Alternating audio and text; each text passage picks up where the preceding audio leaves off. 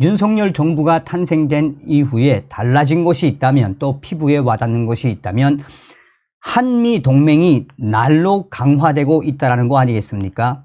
또한 한미일 군사훈련, 그 훈련의 강도가 매일매일 높아지고 있다는 거죠. 저의 WTR 내부 소식통이 뭐라고 강조했습니까? 윤석열 대통령 핵으로, 김정은의 핵에는 핵으로 맞서겠다는 거 보라. 켄터키함이 왔었죠. 윤석열 대통령 김정은 무조건 잡는 호랭이다. 호랭이라고 이야기하지 않았습니까? 자, 날로 강화가 되고 있는 한미 동맹의 그 본질은 무엇이겠습니까? 정성산 TV에서 계속해서 강조하고 있는 캠페인. 우리는 윤석열 정부 내에 북괴 김정은 멸망, 북한 동포들을 해방할 수 있는 통일의 기틀을 반드시 만들어야 합니다. 자, 김정은 이제 큰일 나게 생겼습니다. 이 한국의 자유국방 네트워크의 이일우 사무국장이 대한민국 이제 미국의 핵 잠수함 구매도 가능하며 미국의 핵 잠수함 제조도 가능한 시대가 열렸다라며 미국 군함 제조 최고 책임자가 왜 한국의 조선소를 방문한 이후에 뷰티풀을 외쳤는지 소상하게 전했습니다. 정성산 TV 좋아요, 구독, 알림은 큰 힘이 되겠습니다. 자, 자주국방 네트워크의 이일우 사무국장이 자유아시아 방송과의 소상한 인터뷰는 여러분들이 앞에 부분은 좀 직접 보시는 게 좋겠습니다. 북한의 SLBM 킬러 문항 답은 K 핵 잠수함. 자, 이 진행자가 북한이 SLBM을 쏘게 되면 한미 양국도 이에 대한 대응책 마련에 나설 것으로 보이는데 한국이 가장 선호하는 방안은 원자력 추진 잠수함이라고요? 이일우 사무국장은 맞습니다. 원자력 추진 잠수함. 일반인들은 핵 잠수함이라 부르는 이 무기는 한국 해군이 오랫동안 수건 사업으로 보유를 추진해온 무기 체계입니다.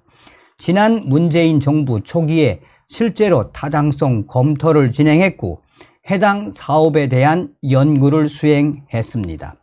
사업 당시 실제로 잠수함 기지에 가서 현재 한국 해군이 보유하고 있는 잠수함들의 능력을 직접 보고 잠수함을 타고 바다로 나가서 작전 성능을 실제로 확인해 보았습니다.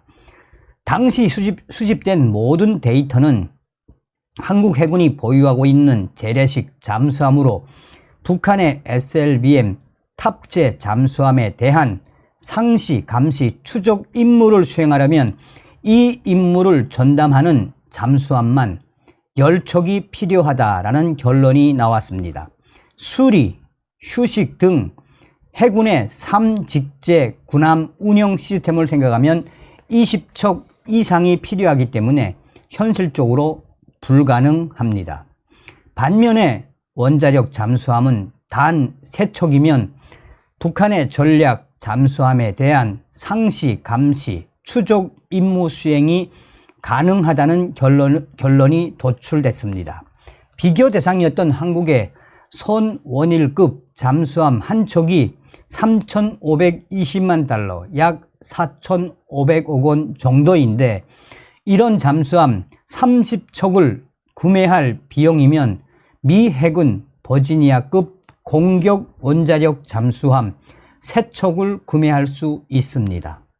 연구가 진행되던 2017년부터 2018년은 미국이 호주에 공격 원자력 잠수함을 제공하는 오커스, 그러니까 호주, 영국, 미국 외교안보 3자 협의체 오커스가 출범하기 전이었기 때문에 버지니아급은 한국 해군 핵 잠수함 도입 가능 후보군에서 제외됐지만 이 오커스 사례가 생겼기 때문에 미국과 정치적 합의만 이루어진다면 한국판 오커스를 추진할 수 있습니다.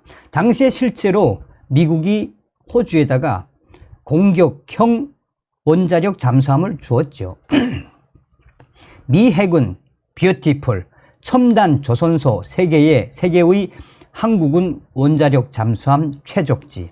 자, 진행자가 미국은 핵 확산에 대해 대단히 민감한 나라인데 과연 한국의 핵 잠수함 도입을 승인해 줄까요?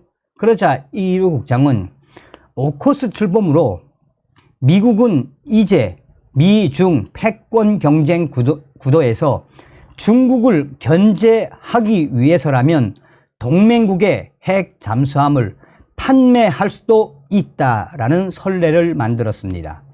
미국의 이러한 정책 변경은 최근 블룸버그 등 외신에 보도된 것처럼 미국의 잠수함 부족 문제가 대단히 심각하기 때문입니다. 미국 공격 원자력 잠수함은 중국과 군사적 충돌이 발생했을 때 미국에게는 그야말로 사활적인 방패와 같은 존재입니다. 중국은 미국 본토에 대량의 핵 공격을 가하기 위해 전략 원자력 잠수함 숫자를 늘리고 있는데 이들이 탑재한 이 SLBM은 사정거리가 짧아 서태평양의 괌 인근까지는 동진해야 미국 본토를 노릴 수 있습니다.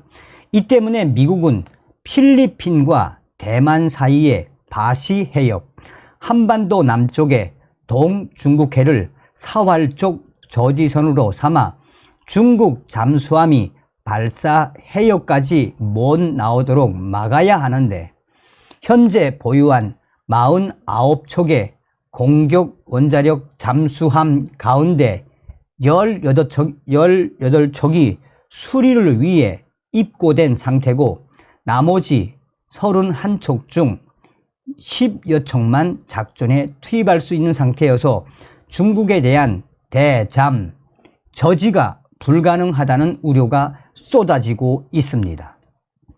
이런 상황에 러시아도 당장 내년 1분기에 태평양 지역에 포세이돈 핵 드론을 탑재한 벨고로드 잠수함을 배치할 예정입니다.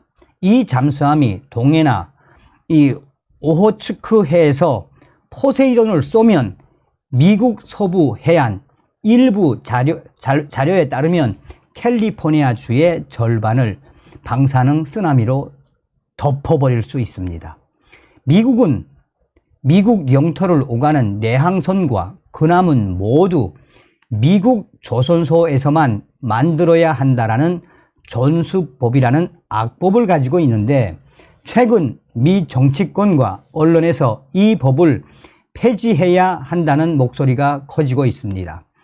존수법 때문에 미국의 해운 산업과 조선 산업은 크게 쇠퇴했는데 최근 고의로 유출된 것으로 추정되는 미 해군 정보국 자료에 따르면 미국 조선 산업의 쇠퇴로 미국과 중국의 선박 건조 능력 차이는 무려 233배까지 벌어져 유사시 미국이 해군력에서 중국에 밀릴 수 있다는 우려도 나오고 있습니다.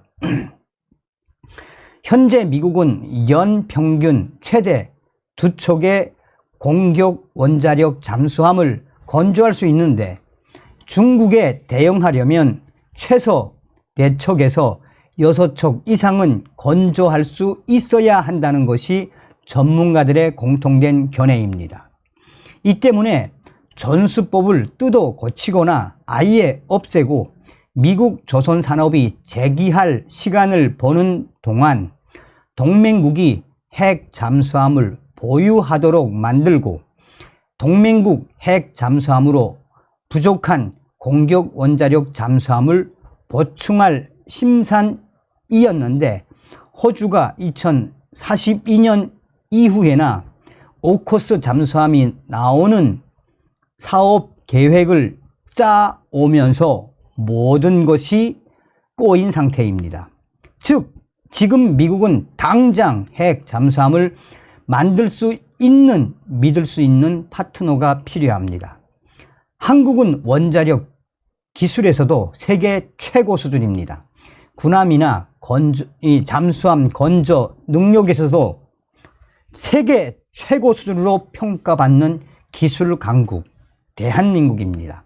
지난 2월 초에 미 해군 군함 건조 사업 총괄 책임자 토머스 앤더슨 소장이 한국에 방문해 미 해군 군함을 한국에서 건조할 수 있는지 여부를 확인하고 돌아갔습니다.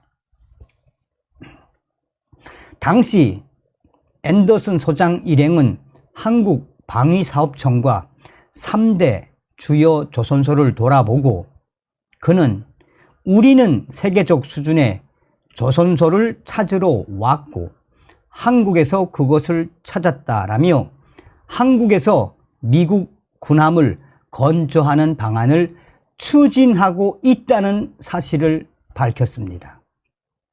사실상 미국 군함 건조 최고 책임자인 토마스 앤더슨 소장이 뷰티풀을 외쳤다는 거죠. 얼마나 기가 막히면 뷰티풀, 얼마나 한국의 이 조선소가 멋있으면 이런 말을 하겠습니까?